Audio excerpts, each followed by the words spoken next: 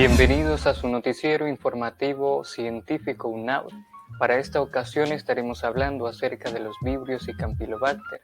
Para ello tenemos a las científicas Marta Alicia Arias Umaña, Arleni Milena Cabrera Ramos, Angie Anaí Gámez García, Alexandra Denise Murillo Vázquez, Camila Patricia Pineda Franco, Fátima Gabriela Solórzano Serrano y su servidor Jaime Humberto Alas Hernández. Como introducción hemos puesto en el presente trabajo que se recopila la información más relevante de dos tipos de bacterias de gran importancia científica, como lo son las especies de Vibrio y Campylobacter. Para iniciar la indagación sobre ellos mencionamos al género Vibrio, que comprende varias especies de importancia médica, relacionadas muchas de ellas con enfermedades gastrointestinales. Por su parte, las especies de Campylobacter están ampliamente distribuidas en la mayoría de los animales de sangre caliente. Son prevalentes en animales destinados al consumo y en los animales de compañía como perros y gatos. Objetivo general: explicar en qué consisten las bacterias del género Vibrio y Campylobacter, así como sus características, causas y consecuencias en la salud de los seres humanos. Pero para comenzar, ¿qué son los vibrios?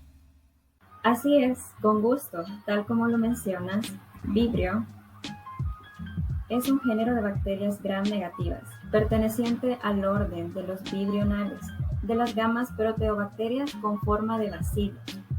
El nombre Vibrio deriva de los descubrimientos del médico italiano Filippo Cassini, que en 1854 aisló microorganismos del intestino de pacientes con cólera, lo que los llamó vibriones, por su motilidad.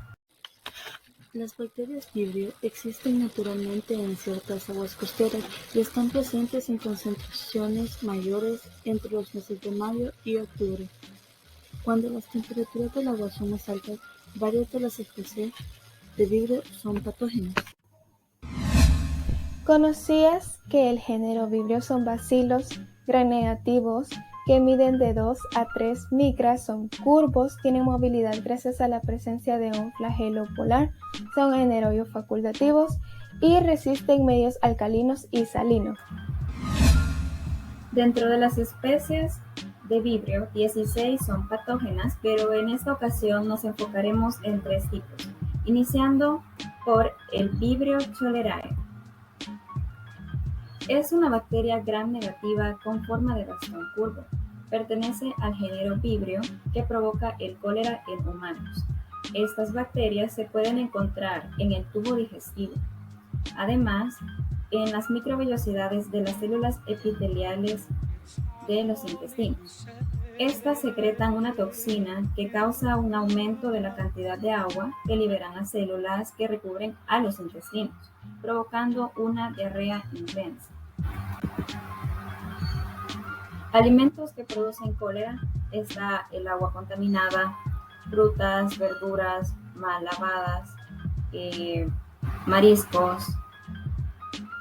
El periodo de incubación va de 2 horas a 5 días. Los lugares más frecuentes en donde podemos encontrar el cólera son en Asia, Bangladesh, India, México, América Central, del Sur y sobre todo en África. Tratamiento es administrar líquidos en forma oral o intravenoso, sobres de sales por la OMS y el medicamento especializado como la tetraciclina. Para continuar con el género Vibrio, hablaremos sobre Vibrio para hemolíticos. Fue identificado por primera vez como agente de enfermedad transmitida por alimentos en Japón en el año de 1950, en relación a un brote asociado al consumo de sardinas. Causa frecuente de síndrome diarreico agudo en países desarrollados o en vías de desarrollo. El género Vibrio no forma parte de la microbiota intestinal humana y la infección se adquiere por la ingestión de productos del mar crudos o parcialmente cocidos, con inóculos infectantes aproximadamente de 1 por 104 bacterias por gramo de marisco. Condiciones de crecimiento. En las características fenotípicas que permiten su identificación destaca su incapacidad de metabolizar la lactosa y una reacción de oxidasa positiva. El sistema de serotipificación de vibrio para hemolíticos incluye 13 diferentes antígenos O y 71 diferentes tipos K, siendo el O3K6 el principal responsable de los grandes brotes y epidemias. Pueden crecer en presencia o ausencia de oxígeno, pero bajo condiciones aeróbicas crece óptimamente. Su periodo de incubación es de 15 horas con un rango de 4 a 96 horas. ¿Cómo se transmite? Se adquiere por vía oral o por inoculación a través de piel no intacta, afectando así el tracto digestivo y produciendo ocasionalmente infecciones cutáneas y síndromes sépticos. ¿Cómo tratarlo? No hay estándares de interpretación para vibrio parahemolíticos y, usando los de Vibrio cholerae y Enterobacteriaceae, el parahemolítico es sensible a tetraciclina, doxiciclina, furazolidona, cotrimazol y clorafenicol. También a la cefalosporina de tercera generación y su resistencia a colistin y ampicilina puede ser variable. Este día te traigo información acerca de Vibrio vulnificus. Pero ¿quién es Vibrio vulnificus? Es un patógeno descrito en 1976, llamado primeramente como Vibrio lactosa positivo, pero posteriormente llamado Vecnea vulnificus, pero finalmente nombrado Vibrio vulnificus, perteneciente a la familia Vibrio. ¿Pero dónde vive Vibrio?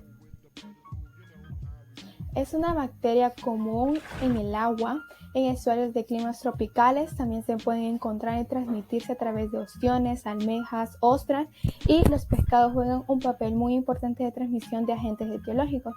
También se pueden encontrar en otras formas como en sedimento, plancton. Se ha sugerido que donde vive este microorganismo, las temperaturas y salinidad son muy amplios, que van desde los 8,43 grados centígrados y una salinidad de 0,7 a 1,6%. Y más que todo, Vibrio vulnificus se da en los meses de verano.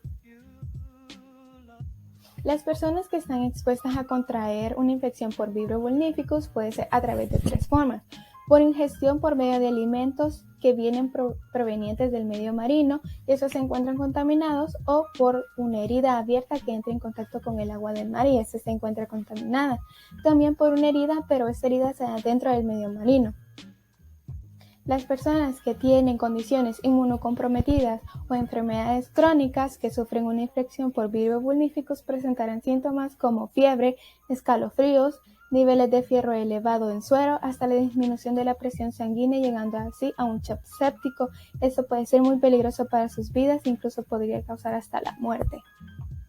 También las infecciones por Vibrio vulnificus por una herida puede ser muy peligrosa, ya sea si esta herida se dio fuera y entró en contacto con el agua del mar, que puede estar contaminada, o se dio dentro. Podría presentar síntomas como escalofríos, fiebre, edema y eritema en brazos y piernas, ampollas pigmentadas de sangre, y si no se trata a tiempo o debidamente la infección, podrían presentar úlceras necróticas. Es muy importante que una vez presentemos síntomas o una infección por herida, vayamos inmediatamente a atención médica, en el cual los más tratamientos comunes para Vibrio vulnificus son la tetraciclina, clorofenicol y la penicilina. También hay otros 3 medicamentos, pero son para infecciones más graves por Vibrio vulnificus. ¿Cómo se diagnostica? Para estos tipos de vibrio se realizan las siguientes pruebas, que son: requiere de medios de cultivo especiales en muestras provenientes de sitios con microbiota comensal. Para su aislamiento a partir de deposiciones se utiliza generalmente el agar TCBS, que significa agar tiosulfato, sales biliares sacarosa, y el MCTC, que significa agar celobiosa polimixina colistina, en el cual forma colonias verdosas no fermentadoras de sacarosa. También podemos hacer la prueba de heces. Se obtiene y se analiza el moco de estas mismas, o por medio de una prueba específica llamada aglutinación. Hasta aquí nuestro reporte con nuestra sección de Vibrio. Muchas gracias. Saben, yo también me informé acerca de Campylobacter, así que les quiero hablar un poco acerca de eso. Los Campylobacter son unas especies o grupo de bacterias que... Pero ¿cómo vamos a identificar a las bacterias Campylobacter? Pues mediante sus características. Estas van a poseer un flagelo polar sin vaina, en ocasiones anfítrico, quiere decir que se encontrará a sus dos extremos. Su forma, que es muy importante, es un bacilo en forma de sacacorcho, S o alas de gaviota. En cuanto a su medición, va de 0.5 a 5 micras de largo y de 0.2 a 0.5 micras de ancho. Su identificación mediante la tinción Gram y observando bajo el microscopio veremos que son bacterias gram negativas. También otra de sus características es que son microaerófilas, quiere decir que necesitan menos concentraciones de oxígeno para su sobrevivencia. En cambio, estas son camnófilas, necesitan más dióxido de carbono. Y las temperaturas adecuadas para su crecimiento van de 37 y 42 grados centígrados, esto depende de la especie. Les hablaré sobre la taxonomía de las Campylobacter. A la fecha, este género está compuesto por más de 17 especies y 7 subespecies, y las especies consideradas patógenos son Campylobacter jejuni, coli, fetus y upsaliensis. La Campylobacter jejuni es la más importante de todas estas. Les hablaré sobre la especie de Campylobacter jejuni. Esta está dividida en dos subespecies, que es la subespecie jejuni, que tiene como reservorio a las aves de corral, conejos, perros, gatos, ganado. Enfermedades más frecuentes son la gastroenteritis, meningitis, septicemia y el síndrome de Guillain-Barré. La subespecie Doyle tiene como reservorio al humano y como enfermedades infrecuentes tiene la gastritis, gastroenteritis y septicemia. Pero ¿cómo afecta esto al ser humano? Es porque la enfermedad causada por Campylobacter jejuni es la campylobacteriosis o gastroenteritis, y los síntomas de estos son diarrea, fiebre, cólicos estomacales, náuseas y vómitos. Esta infección se da habitualmente en el yeyuno y en el ilión. Además, Campylobacter jejuni es serotipo O19 y es relacionado con el desarrollo del síndrome postdiarreico de Guillain-Barré. Las vías de transmisión son por alimentos contaminados, ya sean carnes poco cocidas, principalmente son de aves de corral. También leche sin pasteurizar, contaminada, agua contaminada también. Por lo general, la enfermedad cede en un periodo de 5 a 8 días.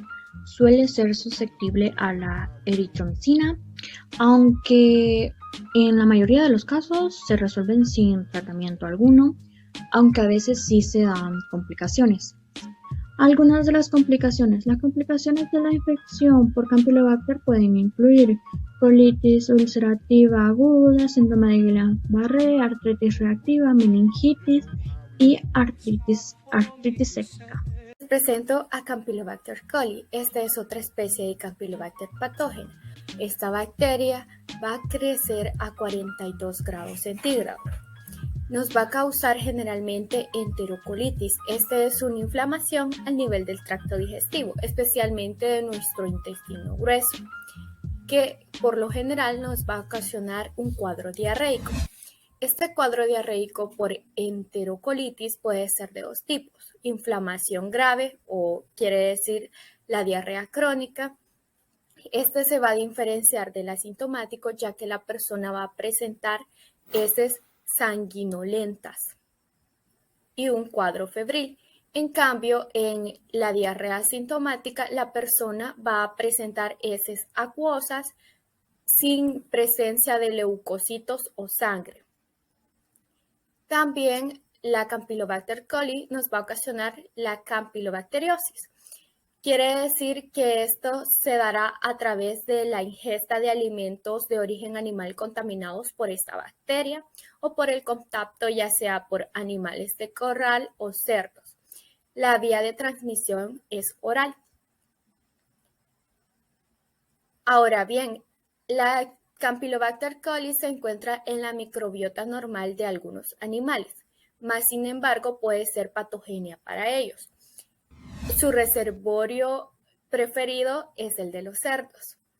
En los cerdos va a ocasionar lo que es diarrea, y las diferentes causas pueden ser suelos sucios, mala higiene en las parideras, suelos húmedos, ciclos continuos sin vacíos sanitarios, infecciones secundarias a microorganismos. ¿Saben qué es el Campylobacter fetus? Pues es una de las 24 especies actualmente reconocidas dentro del género Campylobacter. Es un bacilo gram negativo curvo o con forma de espiral y posee movilidad gracias a la presencia de un flagelo. La identificación a nivel de especie se ha realizado tradicionalmente mediante pruebas fenotípicas, principalmente catalasa, oxidasa, ácido analidíxico, y su crecimiento va a partir de los 25 grados centígrados. Pero, ¿a qué son resistentes? Pues se ha informado que Campylobacter fetus y Campylobacter upsaliensis son resistentes al ácido analidíxico, junto con muchas cepas de Campylobacter jejuni y Campylobacter coli. Su reservorio principal es el ganado vacuno y lanar, en donde coloniza el tracto intestinal o genital y ocasionalmente provoca aborto séptico. También se ha aislado en aves de corral, caballos, cerdos y reptiles.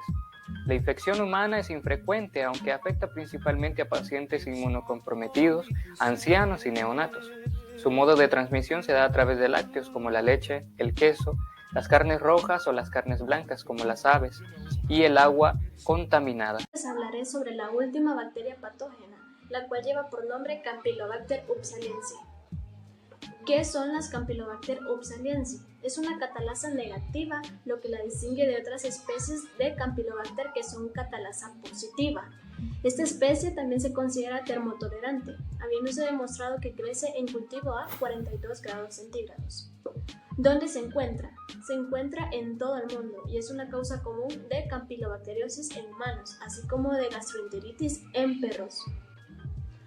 Así como los otros tipos de Campylobacter, estos también se pueden adquirir por medio de aguas contaminadas al momento de beberlas, lavarnos las manos, etc. También para el momento de consumir alimentos crudos o no muy bien cocidos. Esto puede causar una serie de consecuencias. En humanos puede provocar un aborto espontáneo y también puede provocar el síndrome urémico hemolítico.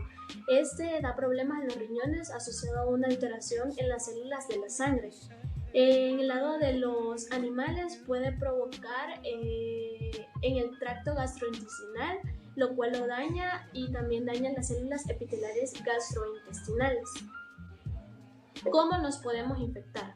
Los seres humanos nos podemos infectar al momento de recoger las heces de nuestras mascotas, ya que en ella habita la Campylobacter upsaliensis. Hay unos animales que pueden ser asintomáticos, a lo cual no siempre les da diarrea.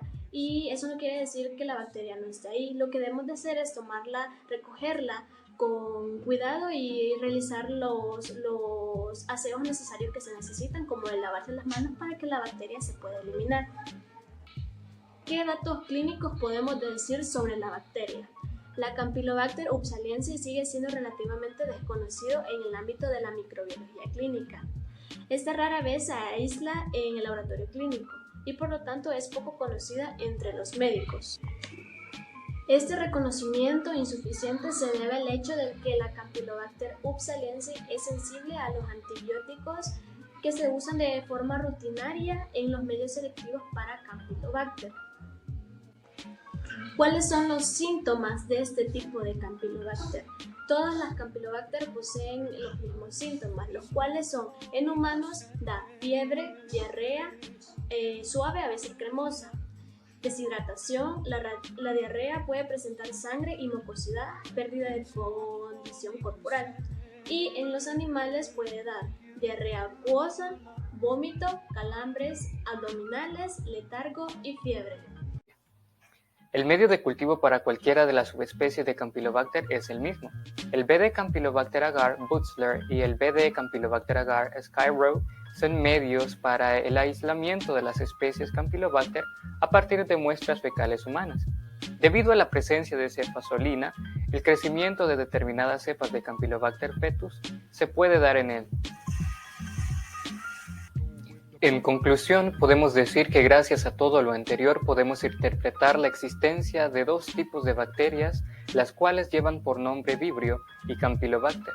Los vibrios son microorganismos de tipo gram negativos y existe un total de 30 especies, de las cuales solamente 3 de ellas son más peligrosas y contagiosas para el ser humano. Por otra parte, las Campylobacter al igual son bacilos gram negativos, los cuales son identificados por las formas que adquieren, como por ejemplo, forma de sacacorcho, alas de águila, letra S, etc. Las Campylobacter poseen más de 17 especies, de las cuales hemos considerado 4 como las más importantes, las cuales son el Campylobacter jejuni, el Campylobacter coli, el Campylobacter upsaliensis y el Campylobacter fetus. Cada una de estas puede ser evitada si tomamos en cuenta las recomendaciones propuestas y así poder evitar el contagio de una de estas.